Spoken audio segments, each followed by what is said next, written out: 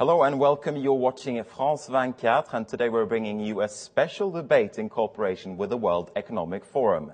We're in Istanbul, where the forum is organizing a regional conference for Eurasia, the Middle East and North Africa. The topic that we're debating today goes straight to the heart of one of the most important issues in global economics and business today, the Eurozone's survival. More specifically, we're asking whether or not austerity is the right way to achieve a healthy economic recovery and to restore growth in the Eurozone. This, of course, at a time when some people are saying that austerity risks killing the patient that it was meant to heal, growth and the Eurozone as a whole. With me here on stage, I have a distinguished panel from academia, from politics and from business. Sir Michael Rake, he is the chairman of the British telecoms company BT. Brendan Howlin, he's the Minister of Public Expenditure and Reform of Ireland. John Evans, he's the General Secretary of the Trade Union Advisory Committee to the OECD. Xavier Salah-i-Martin, he's a professor of economics at Columbia University in the United States. And last, but certainly not least, we have Mehmet Şimşek. He's the finance minister of Turkey. Gentlemen, thanks, first of all, for joining us here today at the World Economic Forum. Let me start with you, Sir Michael. The UK applied a series of austerity measures back in 2010 when the new coalition government came into power. 2 years down the line, where are we now? Has austerity helped or hindered the economic recovery in the UK? I think the answer at the moment is probably neither. The real answer starts with the fact that there was no choice. I think the level of debt that the UK had incurred, its deficit, fiscal deficit, was one of the highest in the world. And I think the new coalition government quite quickly realized, unless it got on top of this very, very quickly, it was likely to spiral out of control. And I think the government had to demonstrate both political will to deal with it and rely on the fact that we still have our own currency and therefore to dramatically control and reduce the cost of borrowing. So I think that was key. I think the major concern now in the UK, however, is after this 2 years of austerity, and by the way, a lot of the cuts haven't even started to come into place yet in the UK in public expenditure, is the other headwinds, the Eurozone crisis going on longer than originally anticipated. Do we have an adequate strategy for growth? You know, can we just rely on cost cutting in the public sector? And that's the big question at the moment in the UK. What do we do to get growth? What do we do to get money to the SMEs, to hire people, to reduce youth unemployment, which is really becoming a significant issue? It is the significant issue in the Eurozone as well as in the UK, as you were just mentioning there. John Evans, let me turn to you. You represent around about 61 million workers within the 34 member countries of the OECD. Is government spending making a real difference with respect to employment? As we're seeing austerity measures, for instance, bite in, are we seeing unemployment coming up as a direct effect of that? Well, I think the coordinated measures which were taken in 2008, 2009, and the beginning of 2010 actually had the effect of keeping people in jobs. If you look at the ILO figures and estimates in 2009, they're expecting an extra 52 million people to be unemployed globally. In fact, unemployment jumped by about 28 million, still too much. But the measures that were taken then prevented a complete free fall of the global economy. In our view, the switch rapidly over 1 or 2 months to just pulling away that safety net, that oxygen of the global economy, was too rapid, and it didn't allow the private sector growth to pick up sufficiently to take over the recovery. So now the issue is, how do we get growth back into the system? How do we put creating jobs at the centre of economic policy? Because unless we can put people back to work, get them paying taxes, get the economy moving again and putting confidence back into consumers as well as investors, then I think the risk of debt traps and spiralling deflation is very real. Professor Salah-i-Martin, regaining confidence will, of course, require boosting competitiveness in Europe. And when you look at the European scene, it's often seen as if there is a northwestern, frugal, competitive part, and then in the southwest you have the more wasteful, if you will, economies. People are probably, or would probably think of Greece first and foremost. But where is, though, the Eurozone when it comes to competitiveness as a whole? How competitive is the Eurozone vis-à-vis other regions of the world? I think regaining confidence requires diagnosing the problem correctly. And I think that posing the question on whether there should be more or less austerity, more or less government spending is a big mistake, because there are three big problems, three big areas that require three big kinds of solutions. One problem is debt.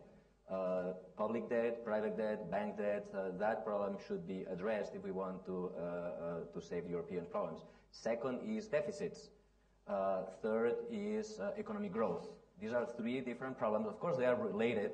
If you decrease the deficit, you affect economic growth. If you try to cut the deficit to reduce debt, you may affect. So everything is interrelated. But thinking that you can solve all the problems with just one measure, at least you need three measures, right? One for each problem. And therefore, the debate should not be more austerity, less austerity. The competitiveness question that you ask is going to be relevant for the third question, right? We need the southern European countries, the periphery, to become more competitive, and for this there's a whole array of things they need to do. But don't believe for a minute that if you start growing, you're going to solve the financial problem, you're going to solve the debt problem.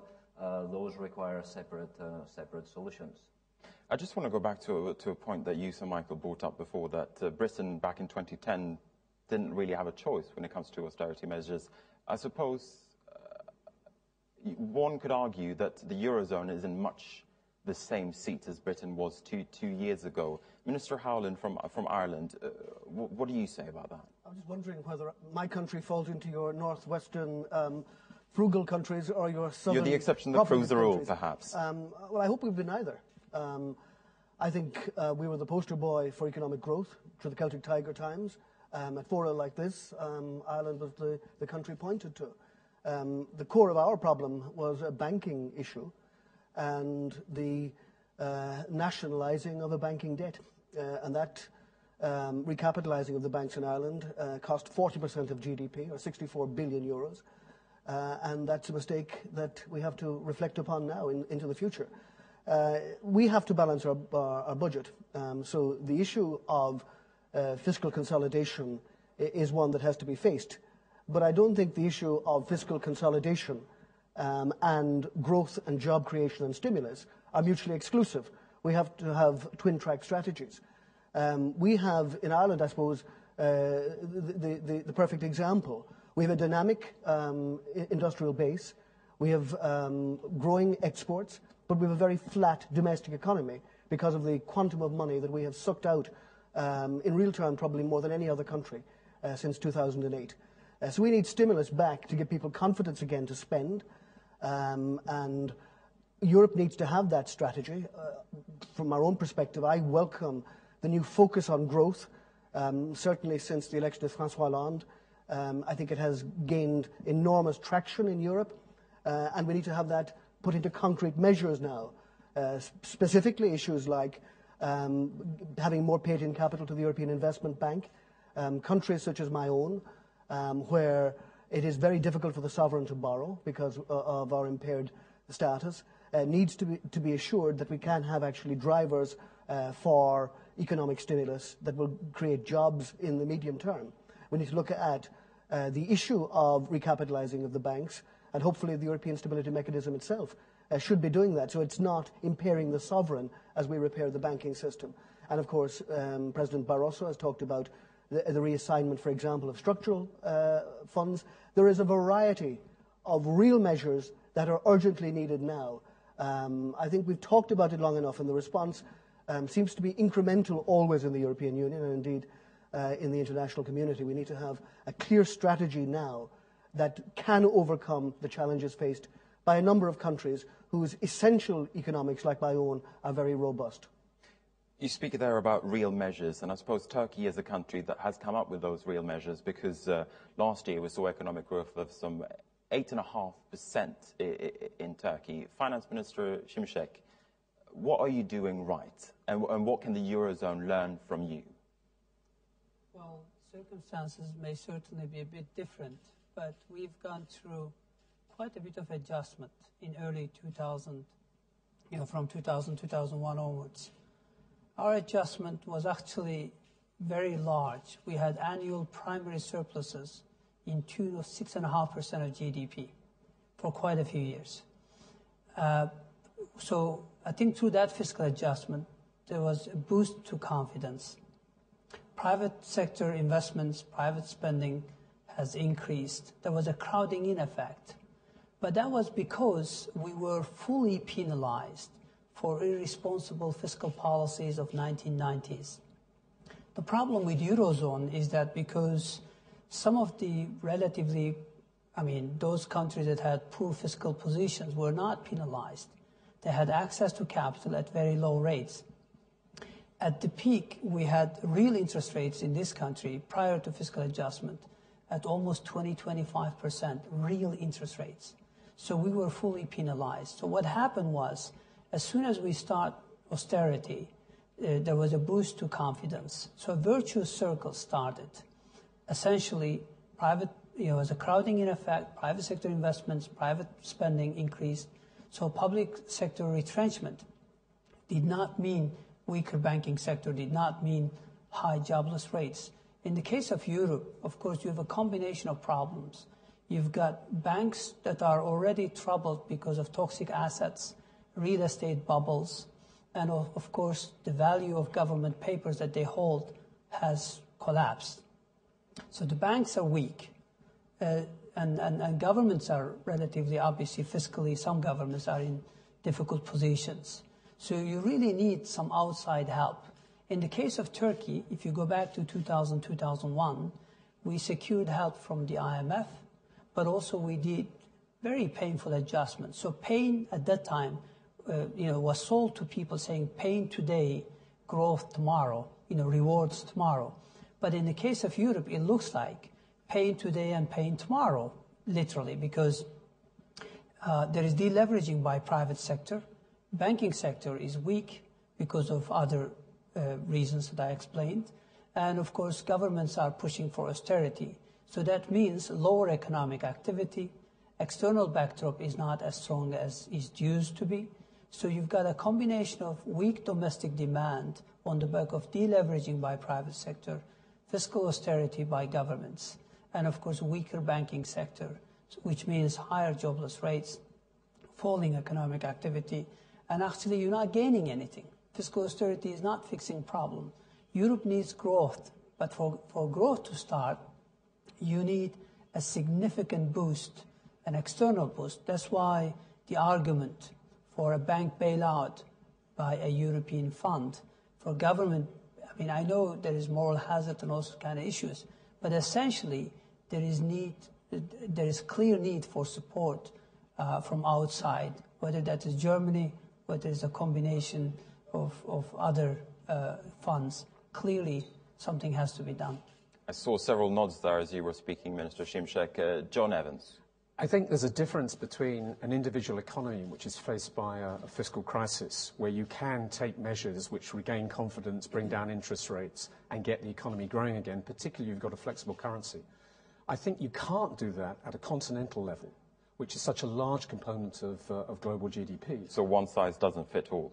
Globally, you have to get some growth back in the system, and you have to get demand rising again as well. The IMF just came out with a study which suggested that looking at the last 30 years, over 100 examples of fiscal austerity, they do in the short term actually reduce growth. The problem is when that's happening in a continent at the same time, nobody is growing. And I think that's a dilemma at the moment. I also say I think that it's wrong to see public debt as being the cause of the crisis. With one or two countries, that was certainly the case in Europe. But generally, public debt in Spain was lower than that of Germany. It was sometimes debts in the private sector, the Irish banking system, this real estate in Spain. And what we've seen is the growth in debt has been the result of the crisis, not the cause of it. Now, it's difficult to untangle it, but somehow we have to re-inject growth into the system. I don't want to set up any rivalries here, but you, Sir Michael Rick, if you were to choose between investing in the Eurozone and investing in the Turkish economy, for instance, where would you invest that money? Short answer. In the short term, it's clearly Turkey. But I did want to reflect on a couple of the comments that were made about the banking sector. I think this is critically important. I mean, it's dangerous to oversimplify things. On the other hand, unless you see things clearly, you can't understand them. The reality is that most Western economies had overborrowed during the boom, both privately and publicly, to varying degrees. The reality is when the music stopped because of the banking crisis and the complete breakdown in confidence in the financial system, actually we kind of run out of the ability to borrow money to solve the problem, to buy our way out of problem. Therefore, I think there was absolutely no choice but for this austerity program to come in. I think there's a real issue now around how you operate with the banks, because there is a huge amount of deleveraging going on. And because the regulators kind of failed to make sure the banks had the right level of capital and liquidity prior to the crisis, we risk now a huge overreaction and a rapid deleveraging of the banking sector, which is compounding the problem of growth. So it's not just the banks have had a problem. They're being actually forced by the regulators to reduce their size dramatically. And the real problem here, and we really have to understand this, is big companies like BT could go to the commercial paper markets and get very cheap finance directly, sort of, from the market. SMEs, where the employment's going to come from, can only get it from the banks. And certainly the experience in the UK is very clear. The SMEs who have the assets actually at the moment don't have the confidence, partially because of the Eurozone crisis, to invest. Those who have intellectual property but no assets aren't able to borrow and aren't able to expand. So we're being caught in a real vice-like difficulty. And I think there's a huge need here for really strong leadership at the Eurozone level. It isn't the Eurozone who caused the problem, to unlock some of this, to give business the confidence to move forward and invest where they have cash, and to sort of create an environment where it's easier for SMEs tomorrow. And at the moment, the uncertainties around will Greece leave, what's the position of the banks who have huge exposures to Greece? Will that roll on to Spain? What are the position of unfunded, banks who look all right today? Will they be all right if Spain gets into really serious issues? Is causing an enormous confidence in crisis, crisis in confidence. And I think we really, really need to understand that too in order to work through this. It isn't just about finding specific measures to create employment. I mean, creating employment through public sector, which the UK did to some degree, you see the problem. You've created false jobs. Well, we're of course in Ireland downsizing enormously the public sector. We're going to cut the public sector pay bill by a factor of 20% between 2009 and 2015. The issue in relation to bad political decisions and bad banking decisions in terms of people lending money, there was also obviously bad decisions on those who lent the money, and those who accounted for them, of course, as well. So there's a shared moral hazard if we're looking at the spectrum of moral hazard, and we need to address it on that basis.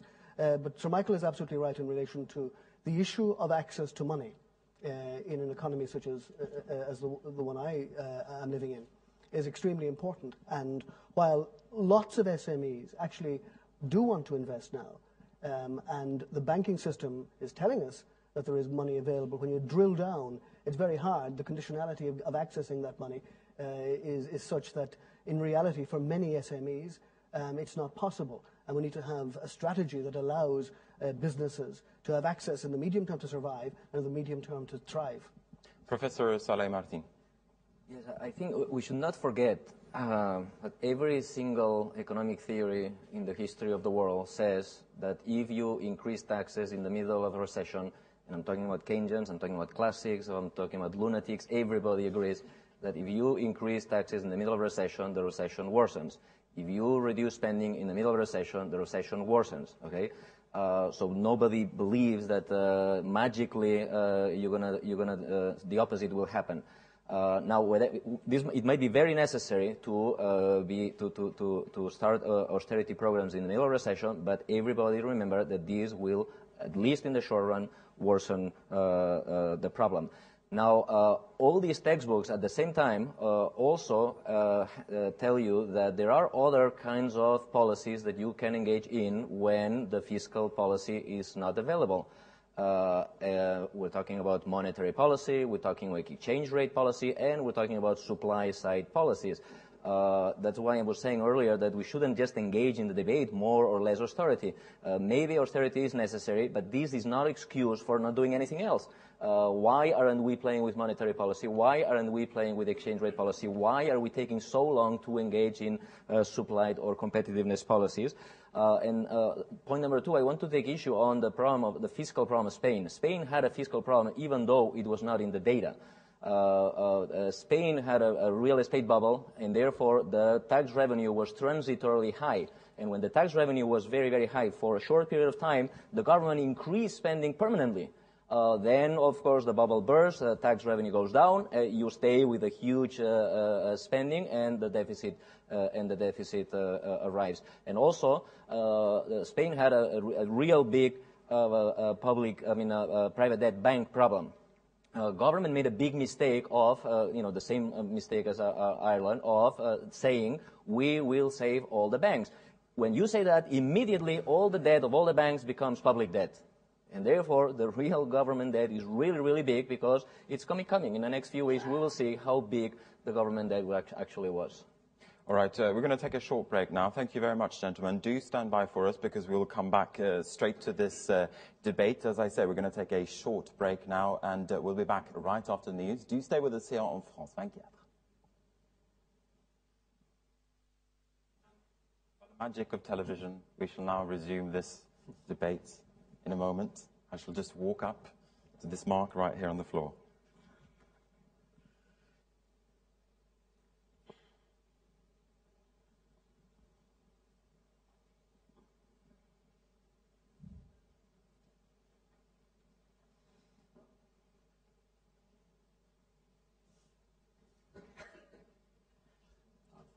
Thank you.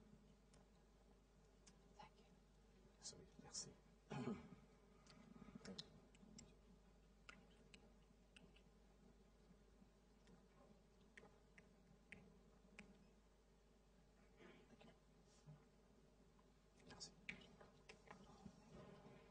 You're lubricated enough.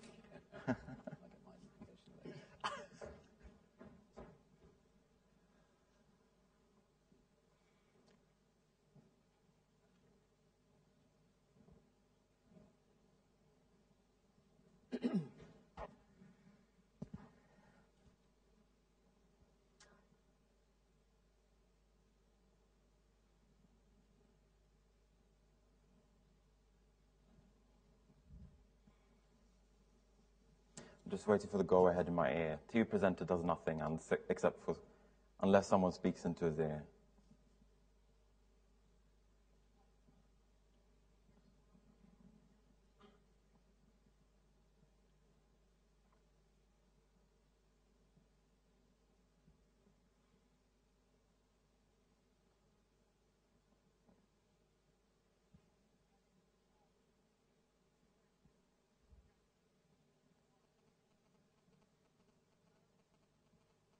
Welcome back. You're watching France 24, and we're bringing you a special debate today brought to you in cooperation with the World Economic Forum. We are discussing austerity and we're discussing growth. In just a moment, we'll pick up our discussion with our distinguished panel once again. But first, though, we're going to bring you a special message from a man who's centrally placed in Eurozone politics today. Unfortunately, he could not be here in person, but he recorded this message from Rome.